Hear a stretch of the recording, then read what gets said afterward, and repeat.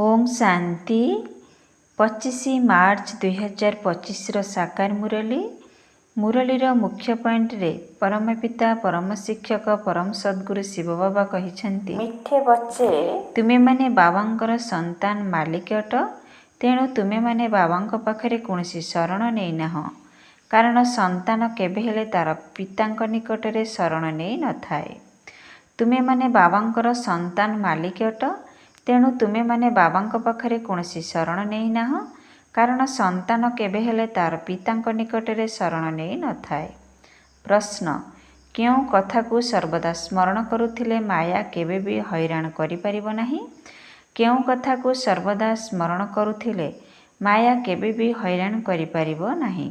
उत्तर आमे समस्ते बाबांक पाखकु आसीछु।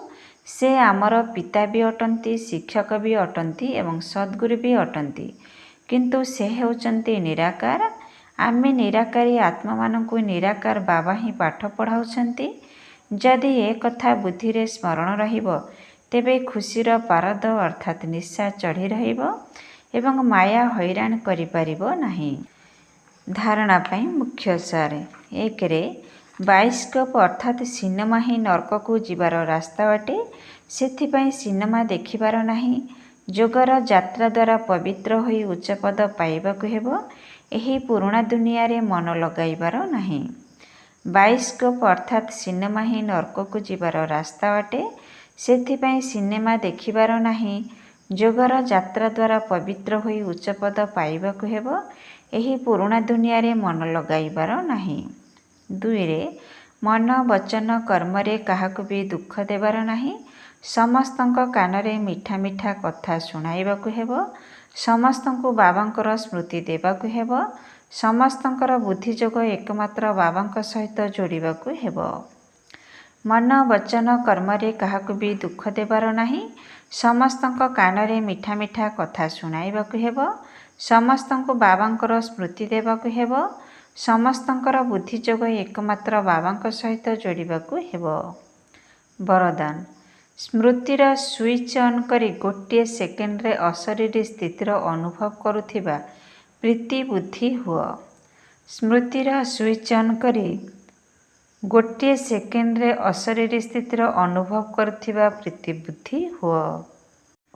जिउठारे प्रभु प्रीति रहिछि सेठारे अशरीरी हेबा गोटे सेकेंडर खेल सदृश अटे।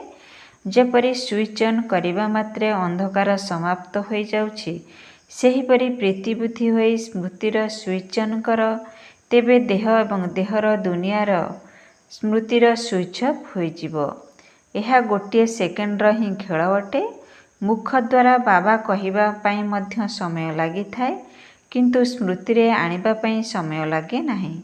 एही बाबा शब्द ही पुराणा दुनिया को भूलिबार आत्मिक बमर काम करिथाए। स्लोगान जदि देह भान रूपी माटीर बोझ ठारू ऊर्ध्वरे रहिबो तेबे डबल लाइट फरिश्ता होइजिबो। जदि देह भान रूपी माटीर बोझ ठारू ऊर्ध्वरे रहिबो तेबे डबल लाइट फरिश्ता होइजिबो। ओम शांति आजिर अव्यक्त इशारा रे बाबा कहिचंती सत्यता एवं सभ्यता रूपी संस्कृति को अपनाओ।